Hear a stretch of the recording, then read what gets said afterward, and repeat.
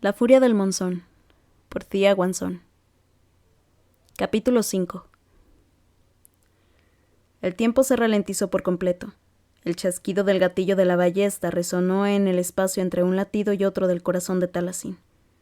En su mano se materializó una espada curva y acabada en punta, y la esgrimió en un amplio arco para cortar en dos el virote que Giras le había disparado. En ese momento tuvo una epifanía. La atravesó como un escalofrío febril para el que no había remedio alguno. El timonel que había comandado el coracle avispa sí que la había reconocido. Los ardovianos que se habían quedado abandonados en el continente se habían enterado de su matrimonio con Alaric, pero no sabían nada acerca del acuerdo que Ideth Vela tenía con el dominio de Nenavar. Simplemente pensaban que Taliesin los había traicionado. Querían asesinarla. «¡Esperen!», gritó Taliesin cuando los camaradas de Giras llegaron hasta ella. Hizo aparecer un escudo para bloquear los ataques con cuchillos de caza y con el arma tejida de luz cortó la punta de los picos de los rebeldes. Se movió de forma totalmente defensiva y reprimió todo lo que pudo la Etermancia. No podía herir a ninguno de sus atacantes. No conocía sus nombres, pero de cerca todos le resultaban familiares. Habían luchado codo con codo. Habían compartido barracones y comidas en la cantina, unidos por una causa común. «Esperen», repitió de nuevo cuando la acorralaron contra la pared. El hombre que esgrimía el único pico funcional de todos le clavó el extremo contra el escudo, tratando de encontrar un punto débil en la magia que ya de por sí flaqueaba. «Por favor, no lo entienden». «Lo que entiendo», le espetó escupiendo por la ira, «es que tú eras nuestra tejeluces y ahora no eres más que la puta del emperador de la noche. Y muy pronto los dos estarán muertos». Le estrelló el puño contra la mejilla por encima del centellante borde del escudo. Tenía la complexión fornida de un agricultor y a Taliesin se le dobló el cuello hasta hacia el lado por la fuerza del golpe, e incluso se le nubló la vista del fuerte dolor. La espada y el escudo parpadearon y se desvanecieron mientras se dejaba caer contra la pared y se deslizaba hasta el suelo con un pitido en los oídos. La mente nublada y ninguna manera de defenderse. Los rebeldes se lanzaron con sus armas desde todos los ángulos a la vez.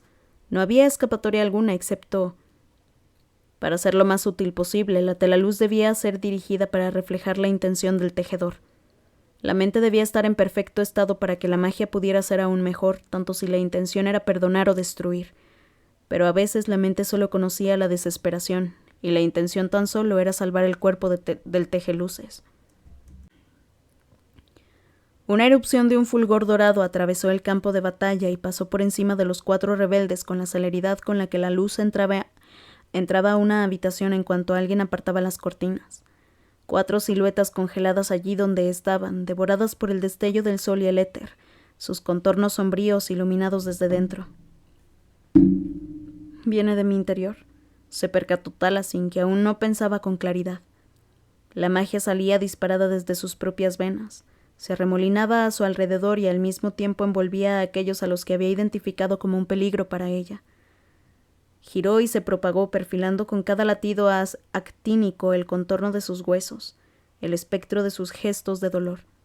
El grito de los rebeldes cortó el aire en 2. A Taliesin se le llenaron los ojos de lágrimas. 4 siluetas se desplomaron al suelo grabadas en sus recuerdos. Otro pecado más que añadir a su lista. El brillo intenso de la telaluz hizo que viese unos puntitos negros tras desaparecer. El zumbido que había escuchado disminuyó, pero siguió viendo el mundo algo borroso a través de las lágrimas. Giras temblaba ante sus camaradas caídos, ante la forma en que les habían salido ampollas en la piel hasta despegársele, hasta que solo habían quedado las cenizas de los huesos. ¿Los había consumido la luz? ¿Por qué?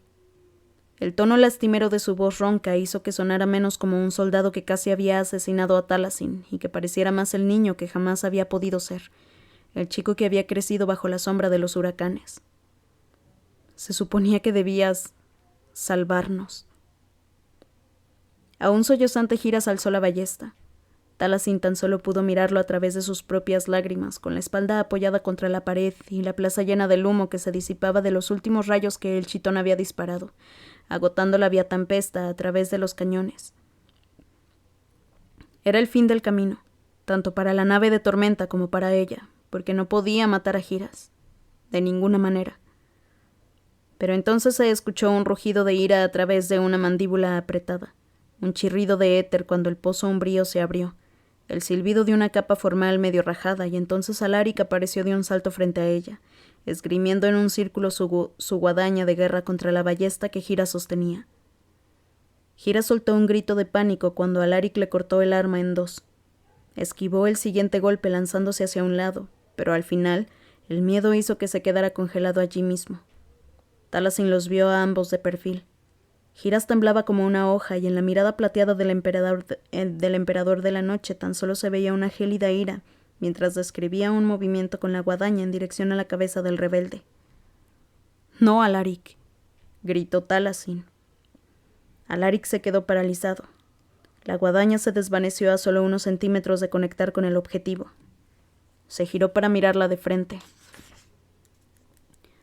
Una espada rebelde se alzó detrás de él, y dado que Alaric estaba de espaldas a su nuevo atacante, y dado que era demasiado tarde para cualquier otra cosa, y dado que lo necesitaban vivo, dado que ella lo necesitaba vivo, Taliesin usó las pocas fuerzas que le quedaban para hacer aparecer una lanza delante de la luz. Se la lanzó al rebelde sardoviano que acechaba a Alaric. La hoja se clavó en el pecho del hombre y la luz se desvaneció de sus ojos mientras se desplomaba. Al mismo tiempo, dos figuras con armadura negra y yelmos redujeron a Giras, justo a tiempo para esquivar un cuchillo de forjasombras que alguien le lanzó.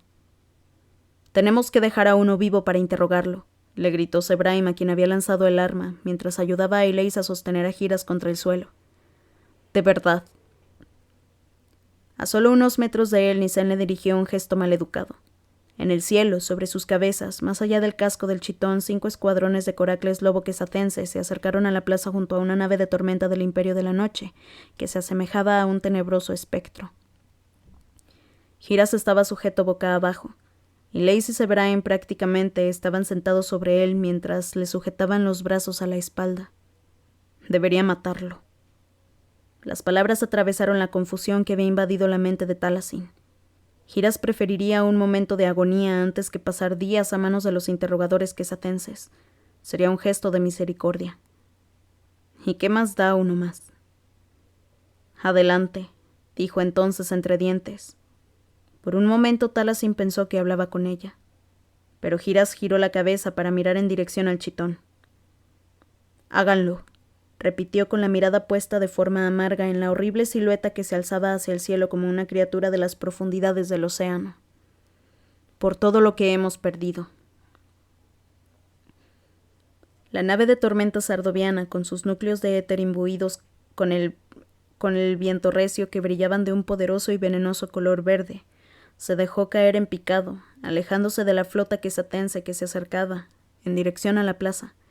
Toneladas y toneladas de estructura metálica y paneles de vidriometal que se precipitaban sobre todos ellos.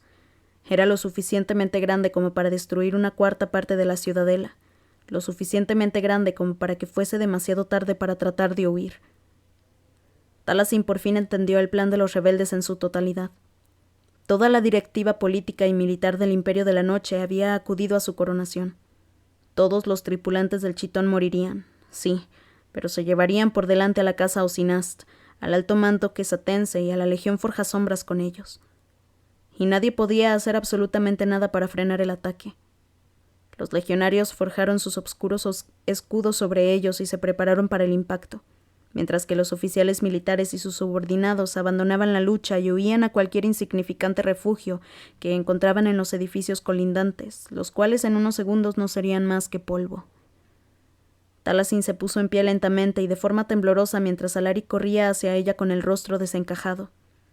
Quería llamarlo y decirle que conjurara un escudo o se escondiese en el interior, que se protegiera a sí mismo, pero las palabras se le atascaron en la garganta, perdidas entre los gritos que se escuchaban a su alrededor, ante la certeza de la muerte, ante la luz del día que se debilitaba y ante el chitón que caía en picado. Una obscuridad estalló en el noreste. Las oleadas de rayo habían destrozado unas cuantas torres en esa dirección, lo que permitió que Taliesin pudiese vislumbrar uno de los edificios de piedra oscura de la ciudadela. Temblaron los mismísimos cimientos cuando el pozo umbrío salió disparado de las aperturas que había en el tejado del edificio. La magia era tan potente que al principio pareció que el edificio estaba ardiendo desde dentro. Pero el humo negro enseguida se dirigió hacia la nave de tormentas que descendía. Un maremoto de noche pura. Adoptó la difusa forma de unas quimeras, las mismas criaturas del sello imperial de Quesad que habían desaparecido del continente hacía ya tanto tiempo, pero que ahora habían regresado a la vida en forma de espectros. Una energía de obsidiana del eterespacio que se retorció hasta adoptar una forma de cuerpo parecido a unas anguilas que soltaron el chillido gutural del pozo umbrío. Con cabeza de león galoparon a través del aire sobre unas pezuñas de antílopes. Las quimeras llenaron el cielo de humo negro y pesadillas. Un hito de etermancia que Talasin jamás habría creído que fuese posible si no lo hubiese presenciado ella misma en ese momento. Alaric llegó a su lado al mismo tiempo en que la estampida de obscuras quimeras consumía la nave de tormenta sardoviana. La empujó contra la pared y la cubrió con su cuerpo mientras una lluvia de vidriometal y acero caía por toda la plaza, mientras el pozo umbrío destrozaba por completo al chitón. Abrumado por el dolor, Alaric se quedó mirando fijamente la pared mientras la magia de su padre se propagaba por la capital. No tenía que mirar a su alrededor para saber lo que estaba ocurriendo. Las quimeras estarían rodeando la nave de tormenta, arrancándole el casco y devorando a todo y a todos los que se encontraban en su interior. Desatar tal poder tenía su precio, pero era un sacrificio necesario. La ciudadela no caería. Alaric sintió que Talasin inhalaba de forma temblorosa contra su pecho, así que se encorvó. Se pegó aún más a ella, impulsado por un instinto protector, lo único que podía ofrecerle en ese momento. Lo había consternado lo cerca que había estado Talasin de morir, y además a manos de sus antiguos compatriotas. Apenas podía comprender el hecho de que ella le había salvado la vida, que había matado a un antiguo camarada para llevarlo a cabo. Lo invadió una inmensa angustia al pensar que sus hombres y él habían sido una presa fácil, que los habían sorprendido totalmente desprevenidos y que podrían no haber sobrevivido al ataque de la nave de tormenta sardoviana. Así como la ciudadela no había estado preparada para el ataque de los tejeluces de Soltenaz tantos años atrás. Alaric observó el polvo que caía por la pared mientras aún tenía a Talasin entre sus brazos, de la misma forma en que su madre lo había protegido mientras su padre sangraba y su abuelo moría en alguna parte al otro lado de una puerta, en la misma ciudad donde la guerra y la perdición volvían a ser acto de aparición. Esta es la razón por la que debemos seguir luchando, pensó por encima de la cacofonía que emitía el acero que se retorcía, el vidriometal que se hacía añicos y los núcleos de éter que estallaban. Pueden arrebatárnoslo todo en un instante. Jamás se detendrán. Todos los que nos rodean son enemigos. Los desgarradores sollozos sonaban muy lejanos, a pesar de que el contingente nenavareno estaba atrincherado en un salón que no era lo suficientemente grande como para abarcar tal distancia. A Talasin le preocupaba que los sollozos fuesen suyos, aunque solo de forma ligera, en algún punto bajo las capas y capas de entumecimiento que la recubrían y de la adrenalina que comenzaba a desaparecer de su sistema. Pero al observar mejor a su alrededor vio que Gia estaba encorvada en el sillón contiguo y lloraba de forma violenta mientras el Agvi le daba unas palmaditas en la espalda en un torpe intento de consolarla. No dejaba de mirar en dirección a Talasin como si no pudiese creer del todo que estuviese viva. Había sido horrible cuando Alaric la había llevado hasta el Agvi y el príncipe del dominio la había abrazado y había llorado contra su cuello. Ahora era Gia la que se había desmoronado. —¿Qué clase de país es este? —gritó la pobre chica que temblaba entera. —Por todos los ancestros, quiero irme a casa. En otra vida Talasin se habría quedado perpleja y algo molesta ante aquel escándalo, pero ahora sabía algo sobre cómo se comportaba la gente que se había criado rodeada de opulencia en lugar de crecer rodeados de guerra. Además, Gia solo tenía 16 años. Ser tan joven, haberse criado de esa forma y de repente enfrentarse de forma abrupta al tipo de violencia que estallaba fuera de las cordiales islas del dominio, debía de ser algo difícil de sobrellevar. Urduja sí que había presenciado la guerra y rápidamente tomó cartas en el asunto de forma práctica. Anímate, Lady Gie. Esto es exactamente igual que la política de la corte de Nenavar, con diferentes facciones que luchan por el poder, aunque haciendo uso de métodos mucho más salvajes. Eres la dama de compañía de la emperatriz de la noche. Si quieres sobrevivir a este nuevo juego, debes ser fuerte. Gie se sonó la nariz con delicadeza en un pañuelo de seda. Lo Se sacudió por un ataque de hipo con los ojos llorosos y enrojecidos. Lo intentaré, Harley Khan. Taliesin habría sentido algo de resentimiento por la forma tan cruel en que su abuela había descrito la lucha de la Confederación para recuperar su hogar, pero en ese momento le costaba sentir cualquier cosa. Era ligeramente consciente de que estaba algo catatónica. Todo a su alrededor sonaba algo amortiguado y no podía dejar de mirarse las manos, no podía dejar de pensar en lo que había hecho con ellas, en todas las personas a las que había asesinado. Lady Gia no está del todo equivocada, señaló el Agby. Debemos zarpar rumbo al dominio cuanto antes. No podemos permanecer aquí. Quién sabe cuándo estallará otra batalla. Pretendo que nos marchemos en menos de una hora, dijo Urduja.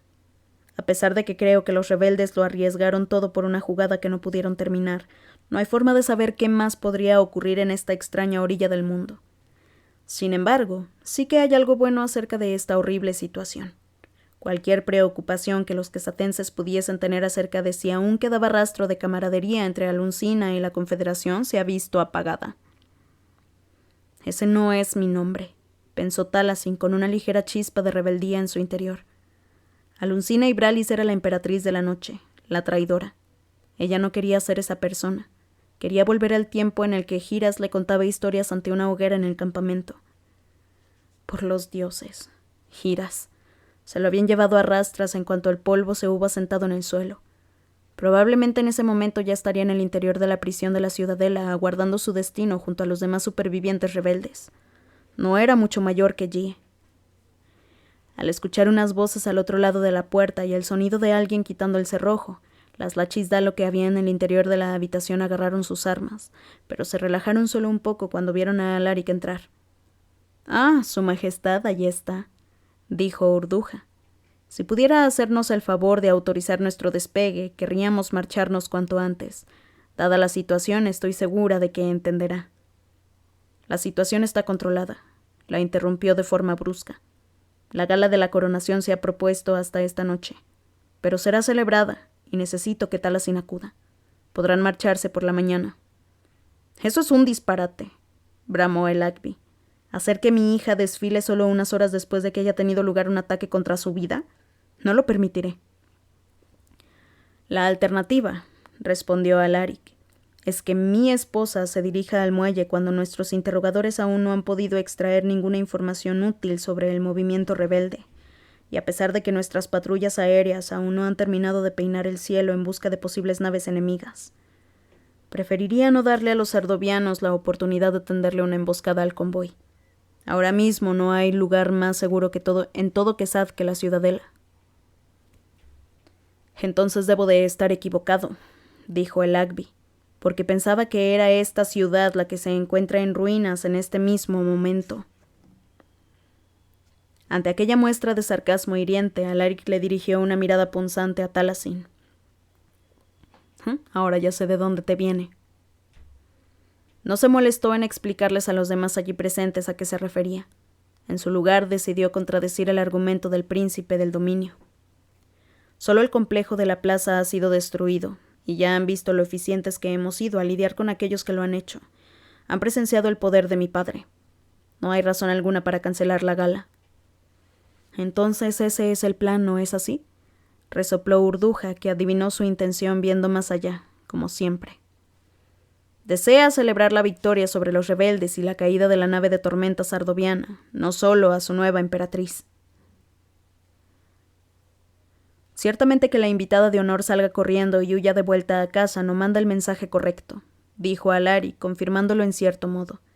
También le conviene a Nenavar mostrarse unida a Quesad ante el continente, dado los peligros que nos acechan. Se acercó a donde Taliesin estaba sentada. Solo entonces se percató de que Alaric sostenía su corona en la mano enguantada a su lado. La superficie de platino estaba algo arañada y uno de los rubíes tenía una grieta casi imperceptible. Cuando Alaric se la tendió, ella se quedó mirándolo sin emoción alguna. Alaric frunció el ceño y la dejó sobre su regazo con sumo cuidado. Entonces se arrodilló frente a ella hasta estar casi a la misma altura. Alaric le miró la mejilla magullada durante un momento, con una intensidad furiosa y sorprendentemente posesiva. Apretó los labios en una línea fina y agarró con fuerza el brazo del sillón, rozándole el codo. Aquellos labios que Taliesin había besado, los dedos que habían estado en su interior. Los ardovianos que había asesinado para salvarse a sí misma. Los ardovianos que había asesinado para salvarlo a él. Sí que soy la puta del emperador de la noche, pensó afligida. Su antiguo camarada la había llamado así antes de morir. ¿Y era la verdad? Era una traidora. ¿Por qué corriste en su dirección? Le preguntó a Alaric en voz baja. Nisen dice que te vio. Piensa. Tenía que pensar en algo. Taliesin obligó a su aletargada mente a inventarse alguna excusa aceptable. Pasó demasiado tiempo, una eternidad antes de que hablara de nuevo. No hay razón lógica alguna. Simplemente los conocía, de antes, y quería que pararan. No pude creérmelo cuando me atacaron. No estaba pensando de forma racional. Un laberinto de medias verdades que eran lo mismo que una mentira. Podría haber imitado allí y sollozar con un alivio angustiado cuando Alaric pareció aceptar aquella explicación. Y ahora sabemos, dijo él, que Sardovia no parará ante nada hasta destruirnos a ambos. Pero tienes mi mano y por lo tanto mi protección, así que no hay nada que temer. Ven a la gala esta noche, estarás a salvo. Taliesin asintió lentamente. ¿Qué otra cosa iba a hacer? Aquello ayudaba a mantener las apariencias. ¿Esto era lo que nos ocultabas? Le preguntó. ¿Una rebelión? Alaric apretó la mandíbula. Sí. Ha habido algunas pequeñas revueltas a lo largo del continente, pero todas fueron contenidas rápidamente, aunque hasta hoy no supimos que se habían organizado, ni que tenían una nave de tormenta. ¿Qué diría la chisca de Nenavar, la que había nacido para gobernar, la que no tenía necesidad alguna de calmar las sospechas de su marido? Esto es un peligro para nuestra seguridad, consiguió decir a través del nudo espinoso que tenía en la garganta. Y tú se lo has ocultado a mi delegación porque mi padre no confiaba en ti. Alaric apartó brevemente la mirada. Yo no confiaba en ti, pero hoy me has salvado la vida. Volvió a mirarla a los ojos. Esta vez era una mirada honesta. Todos te han visto usar tu magia de luz para matar a nuestros agresores, así como al rebelde que se me acercaba por la espalda. No se te habría acercado por la espalda si no te hubieras distraído. ¿Por qué trataba de contradecirlo? Quizá porque sentir su ira haría que se sintiera mejor. Los devolvería a ambos a una posición que comprendía. Quizás porque no había nada peor que haberse ganado su confianza y que el precio a pagar hubiesen sido las vidas ardovianas que había arrebatado. Alaric se encogió de hombros. Tú misma lo has dicho. Los conocías de antes, no estaba siendo racional. Pero eso no cambia lo que los eventos de hoy nos han enseñado. Su rostro no reflejaba más que sinceridad. Juntos somos más fuertes, Taliesin.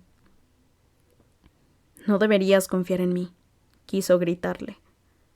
Pero si no lo hacía, entonces muchísima gente habría muerto para nada. Y si hubiese sido menos rápido, menos experto con su magia, solo por un segundo, si uno de los rayos o de los virotes de ballesta lo hubiesen alcanzado, o si ella hubiese tardado demasiado en matar a aquel rebelde, Alaric habría sido uno de los forjasombras caídos. Aquello hacía que tuviese que enfrentarse a una pregunta que llevaba tiempo evitando. Si al final Alaric debía morir para que la Confederación pudiera salir victoriosa, ¿podía permitir Taliesin que eso ocurriera? ¿Sería capaz de asestar el golpe mortal si tuviera que hacerlo? La respuesta debería haber sido obvia. Había sido obvia hasta solo unos meses atrás, antes de todo lo que había ocurrido. Pero ahora, al bajar la mirada hacia su marido, con el pálido rostro aún manchado por la suciedad de la batalla y una suave expresión de solemnidad ante su promesa, Taliesin se percató de que ya no lo era, y se estaba quedando sin tiempo. Caede. Se aferró al nombre como si tratara de un bote salvavidas. Le quemó la lengua como si fuese una blasfemia.